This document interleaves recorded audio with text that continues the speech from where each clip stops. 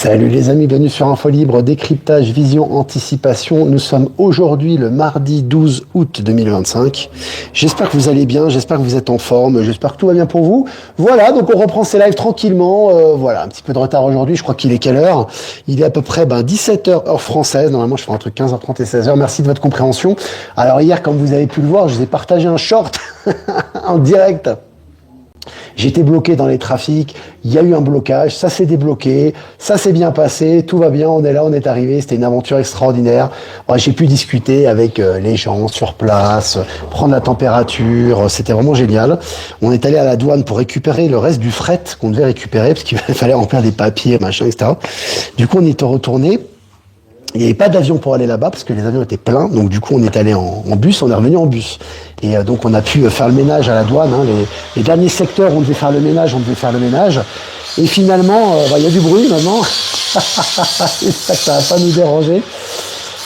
Salut Delphine, salut Buffy, j'espère qu'ils vont s'arrêter à côté, sinon je vais devoir rentrer à la maison, hein, c'est pas grave. Donc on a fait le ménage à la douane, vraiment c'était un gros ménage, les énergies, etc. On voit vraiment que c'est vraiment en train de disparaître, hein, toute cette corruption. Et puis finalement on a pris le bus pour rentrer, c'était vraiment sympa. Et puis on a eu un petit blocage, il y a eu un blocage parce qu'ils demandaient il y avait des réclamations à faire par rapport à des repas d'enfants, etc. à l'école. Donc si tu veux, mon beau-père est allé les voir, si tu veux, il a discuté avec eux, ils m'ont dit ils sont très sympas, ils font un blocage. C'était très fraternel en fait. Ils devaient contacter la municipalité pour avoir les réponses à leurs demandes. Donc ça a duré 2h30. On est resté arrêté près de Santa Cruz. Il y avait du soleil, etc. Dans une zone très particulière. C'est tropical, mais c'est l'hiver. Donc en même temps, c'est pas la même saison que l'été. Donc il fait quand même un peu moins chaud, c'est un peu moins humide. Donc voilà, je voulais faire profiter du moment. Et les gens étaient très cool. Ça mangeait dehors, ça discutait tranquillement. Et puis moi, j'ai rencontré des gens, des locaux qu'on a discuté. Beaucoup ont pris l'adresse du site, hein, même si je parle en français dans ces lives, mais ça les intéressait. Ils sont très ouverts ici en nouvelles technologies. Ils sont très ouverts au nouveau monde. Ils sont très ouverts. Ils savent que la corruption, les narcotrafics, c'est en train de sauter, etc. Et voilà. Et donc ça leur permet d'avoir des informations un peu ce qui se passe en Europe, etc. Donc on a pu discuter et c'était vraiment cool, vraiment cool. Donc Donc c'était vraiment très bien. Et j'ai partagé cette petite vidéo avec vous. Donc du coup c'était une aventure. De toute façon ici quand on sort c'est toujours des aventures, hein, en général. Mais tu sens vraiment que le nouveau monde il est là, quoi. Les gens sont très conscients de ce qui se passe dans leur pays. Ils sont très conscients de leurs capacités, de leurs points forts, etc. Donc c'est vraiment très agréable de discuter avec eux. Voilà les amis, donc 13 janvier Lyon, encore des billets, donc n'hésitez pas les amis, ça sera certainement les dernières conférences Info Libre, en tout cas prévues. 13 janvier à Lyon avec Maëla, il y aura bien sûr Line Quartz, etc. Et puis le 20 janvier à Dinan, Line Quartz sera présent également, donc n'hésitez pas à prendre vos places. Et il y aura aussi Olivier Benoît pour ses outils quantiques qui va vous présenter, il sera présent à Dinan. Voilà, donc vous pouvez prendre vos places, les liens sont en description. Voilà les amis, je crois qu'on a fait le tour. C'était fort hier, c'est la folie. Donc nous sommes presque 300 en direct. On va commencer cette mini revue de presse. Les amis, en espérant qu'on ne sera pas dérangé par des bruits de marteau-piqueur ou quoi que ce soit. Allez, selon Q-Actu, USA, J.D. Vance, donc le vice-président, exhorte Elon Musk à revenir au bercail d'ici aux élections de mi-mandat. Donc vous voyez, je vous ai mis en miniature de ce live Elon Musk et Vance, donc le vice-président. Vance est en train de nous expliquer que Musk revient. Je vous avais expliqué, les amis, que tout ça est normal, en fait. Pourquoi ? Parce qu'effectivement, Elon Musk et Donald Trump sont faits pour faire leur plan ensemble. Donc voilà, donc à un moment donné, il y a des dissensions. Voilà, ils doivent se disputer un peu extérieurement parce que chacun défend ce qu'il a à défendre de son côté. Mais vous allez voir qu'ils vont se... On va y arriver. Vous allez voir qu'ils vont se réunir tous ensemble et qu'ils vont finalement être unis officiellement. Chacun fait son travail de son côté. Elon Musk pour les technologies, pour la fin de ce système politique corrompu, pourri, évidemment, et il le met en exergue, il le met en avant. Et puis Donald Trump pour la crypto, la fin de l'ancien système financier, et puis il fait le ménage un peu dans le monde entier. Vous avez vu la loi martiale quasiment qui a lieu actuellement à Washington, le nettoyage du narcotrafic en Amérique du Sud. Donc ça avance, l'agenda avance des deux côtés. On y reviendra dans cette revue de presse. Et puis Trump confirme son rendez-vous avec le président de la Russie vendredi. Voilà, il va voir Poutine vendredi. Donc rendez-vous vendredi avec Poutine. Donc c'est très intéressant. Et vraiment, c'est vraiment intéressant parce que, encore une fois, il y a eu des dissensions. Évidemment, des déclarations officielles d'hostilité à la Russie. Bon, c'est superficiel bien évidemment, puisque là maintenant il y a rendez-vous en Alaska à la fin de la semaine. Donc on va suivre cette nouvelle de près et ce qui va se passer. On le relira bien évidemment sur Actualité Telegram. Et puis Trump au sujet de Zelensky, je cite, il n'a pas été invité, il a déjà assisté à de nombreuses réunions en 3 ans et demi. Rien ne s'est passé, fin de citation. Encore une fois, il le désavoue officiellement, de toute façon c'est clair, voilà, il préfère traiter de toute façon avec Poutine et avec les protagonistes du conflit directement, plutôt qu'avec des hommes de paille, donc là il le dit officiellement. Et puis selon Média 24, ce réacteur expérimental sud-coréen, l'avion qui passe, ce réacteur expérimental sud-coréen rapproche l'humanité de son fantasme absolu en matière d'énergie, avec une découverte sur plasma. Alors c'est intéressant parce que l'énergie plasmique, c'est vraiment l'énergie stellaire qui va nous permettre de manier les vaisseaux, tout simplement. C'est une énergie colossale qui peut te propulser à une vitesse colossale, donc c'est vraiment très lié au vaisseau. Et encore une fois, le plasma fait partie maintenant du langage courant, et beaucoup d'articles parlent de cette source d'énergie. Je vous ai partagé sur Actu Telegram. Et puis, sur Le Figaro, à la Maison-Blanche, écoutez bien, celle-là, elle vous sont pesant de cacahuètes, parce que c'est une nouvelle officielle, c'est Le Figaro, il n'y a pas plus officiel que ça, c'est vraiment intéressant. Selon Le Figaro, à la Maison-Blanche, Donald Trump relègue les portraits d'Obama et de Bush dans l'escalier. Ça veut dire, il prend les portraits d'Obama et Bush, il les met dans l'escalier, quoi. Tu vois? Alors, les gens qui connaissent pas le dessous des cartes doivent dire, il est fou, Trump, c'est un malade, etc. Mais quand tu connais un peu ce que représentent Bush et Obama ou ce qu'ils ont représenté, tu m'étonnes qu'il va les foutre à la poubelle, quoi, tu vois? Donc lui, il se gêne pas de le faire et c'est relayé dans les médias mainstream, c'est vraiment jouissif. Allez, selon Le Figaro, Marseille, à l'arrivée de la police, un dealer panique et jette plusieurs kilos de drogue par la fenêtre. C'est les énergies, ça. Encore une fois, les gros bonnets, on le sait très bien, ont sauté, que ce soit au niveau politique, au niveau des gouvernements, au niveau del Chapo au Mexique, au niveau des gros dealers, etc. Ils ont sauté. Maintenant, c'est les poulets sans tête. Maintenant, ils voient arriver les flics. Alors, soit ils se rendent à la police, soit ils font tomber leur cam, soit ils s'en débarrassent. Donc, c'est vraiment intéressant. Et puis, selon TF1, recherché par Interpol pour trafic de cocaïne, le mafieux italien nommé Fedi, arrêté en Colombie. Voilà, un gros ménage en Amérique du Sud. Là, c'est les derniers poulets sans tête au niveau du narcotrafic qui sont en train de sauter. On va y revenir par rapport à Trump et l'Amérique du Sud un peu plus loin dans cette revue de presse. MSN, selon MSN, Trump pulvérise les marchés de l'or en annonçant l'annulation des droits de douane. Voilà, il annule les droits de douane, donc il fait des droits de douane, il les annule pour monter de l'or. Tu vois, donc tout ce qu'il fait un peu en ce moment, c'est pour la montée de la crypto, la généralisation et l'acceptation de la crypto et la montée de l'or. On sait c'est des valeurs très importantes pour la transition vers le système financier quantique. Il n'y a pas de hasard. Et puis selon Le Figaro, Inde, gros nettoyage là-bas aussi, 6 policiers qui dirigeaient un bureau anti-criminalité sont arrêtés. Voilà. Les gens corrompus, qui soi-disant tenaient des bureaux anti-corruption, se font arrêter à leur tour. Et puis selon la presse, lutte contre la criminalité, ça c'est très important les amis. Lutte contre la criminalité, Trump ordonne le déploiement de la garde nationale à Washington. Voilà, c'est une sorte de loi martiale quasiment, presque ça. Voilà, on sait que Washington, c'était le fief pendant très longtemps de l'État profond, avec Rome et Londres, etc. Et là, c'est gros nettoyage en cours. Donc il y a le nettoyage officiel et le nettoyage non officiel. On finit de nettoyer la zone. Alors en ce moment, il a attaqué. Vous avez vu Los Angeles, il a commencé à faire le nettoyage. Maintenant, il passe à Washington, nettoyage. Les troupes en Amérique du Sud, nettoyage également pour les cartels sud-américains. Et là, ça part de Washington également. Vous avez vu, c'est en train de nettoyer un peu tous azimuts là, de ce côté-là. Allez, selon BFM, Donald Trump veut verser des dividendes aux Américains avec les retombées des droits de douane. Voilà, encore une fois, Sarah et Sarah, évidemment, pour ceux qui savent lire entre les lignes, il faudrait qu'on reverse de l'argent au peuple, qu'on trouve une justification, et les droits de douane en sont une pour Donald Trump.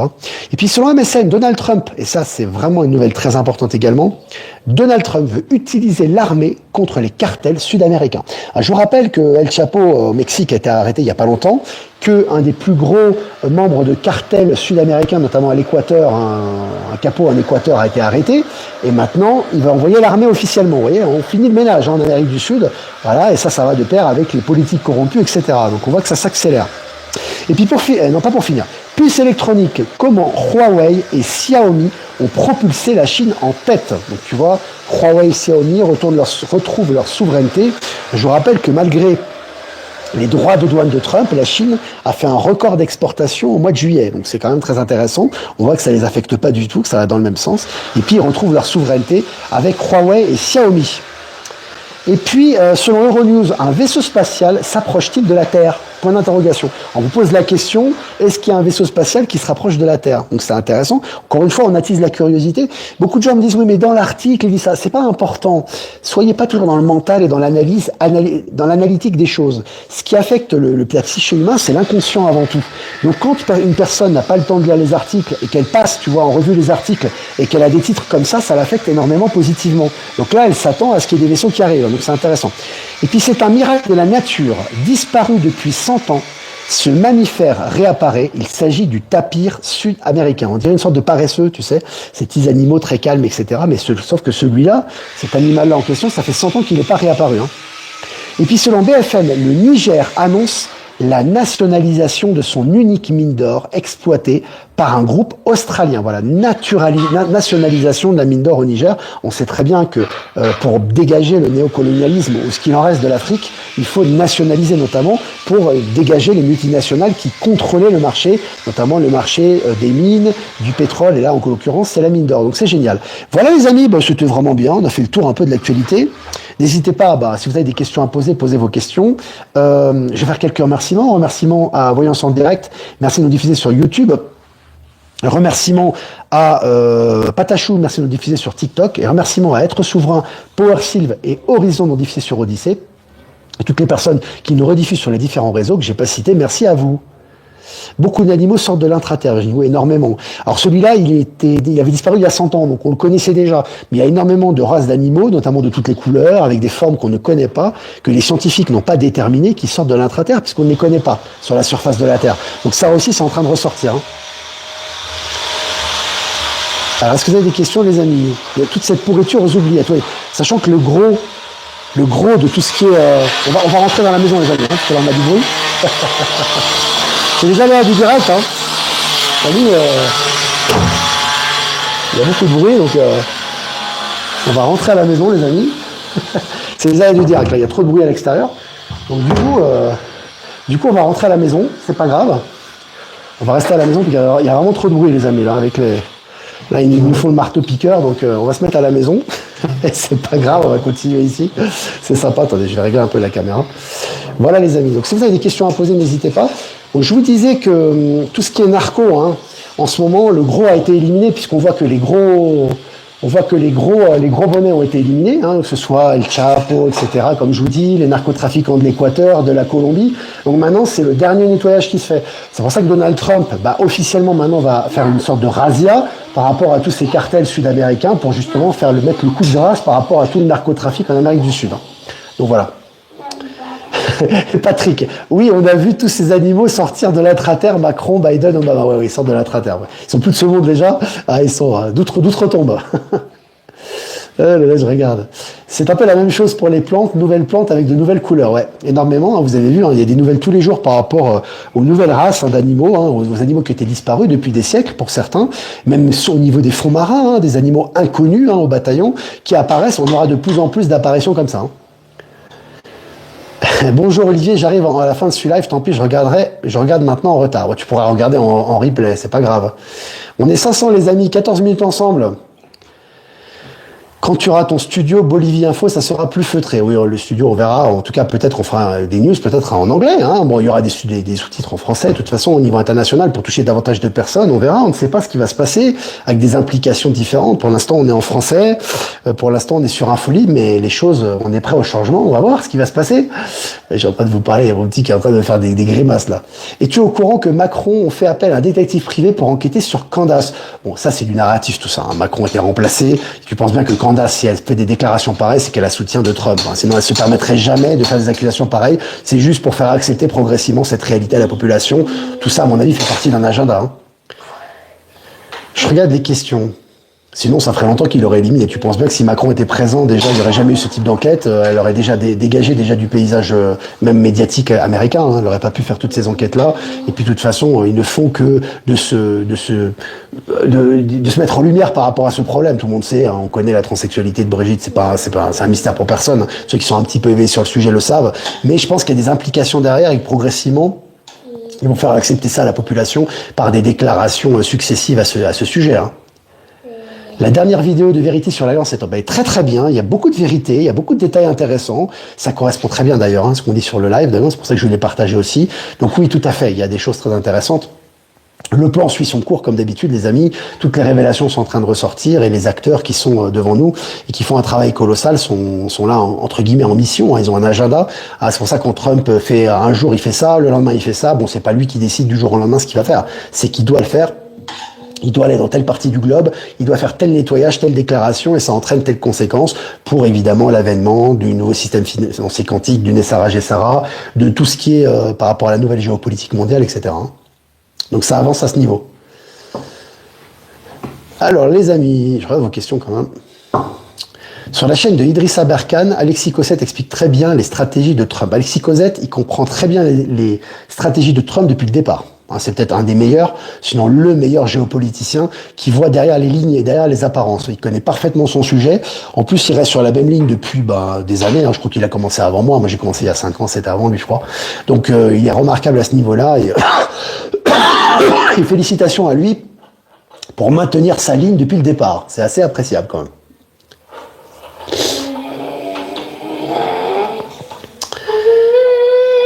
Alors, est-ce que vous avez des questions? Tous les jours, je sors des lézards, des récupérateurs d'eau. Je comprends pas. Que va devenir la royauté anglaise? Elle va disparaître.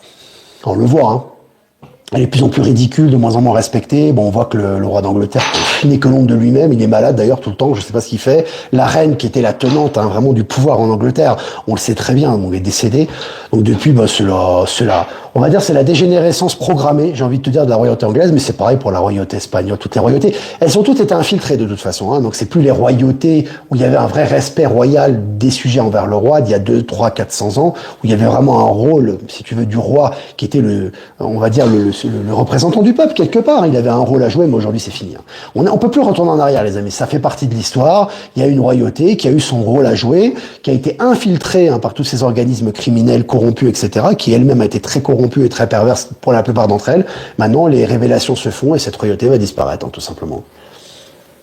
Tous ces événements sont un très beau film pour tous. Il n'y a plus qu'à comprendre pour les endormis. Voilà. Certains endormis ne comprendront pas. Ne fais pas d'illusions là-dessus. Ils comprendront rien de toute façon parce que pour eux c'est impensable. C'est au-delà de leur pensée. Et puis pour eux ils sont dans la théorie matérialiste. Pour eux c'est tout ce qui se passe, c'est ce qu'ils voient sur BFM, c'est ce qu'on leur dit, etc. Donc si tu veux ils n'ont pas vraiment de propre entendement des choses. C'est aussi un choix d'âme. Donc certains ne vont pas comprendre. Certains vont avancer, vont rester dans leur narratif. C'est leur ligne de temps, c'est leur expérience, c'est leur choix d'âme. On les verra plus. Et d'autres personnes qu'on ne soupçonnait pas qui s'éveilleraient vont s'éveiller à cette vérité et vont pouvoir vraiment exprimer des choses différentes. Donc ça va être intéressant. Tout est juste, quoi. Tout est juste, les amis. Je regarde vos questions. Est-ce que l'argent liquide va disparaître? Oui, avec certitude 100%. Et t'inquiète pas, ça sera progressivement. Je sais qu'il y a beaucoup de gens qui sont attachés à l'argent liquide. Ils pensent que l'argent liquide, c'est une valeur sûre. On leur a dit, voilà, tout ce qui est numérique, c'est manipulé. Tout ce qui est matériel, c'est pas manipulable. C'est absolument faux. C'est faux. C'est une question d'éthique, ça. Avant, les banques centrales, elles vous produisaient des billets, elles faisaient monter ou baisser la valeur du billet. C'est-à-dire du jour au lendemain, si on mettait de l'inflation, on faisait une super inflation, votre billet, il vaut plus rien. Donc, qui manipule quoi? Est-ce que c'est pas manipulable? Est-ce que c'est une protection d'avoir un billet? Pas du tout. Tu peux avoir ta maison remplie de billets. Si le billet, il y a une chute des cours du billet avec une inflation ou une crise du jour au lendemain qui est manipulée par les banques centrales, tes billets ne valent rien.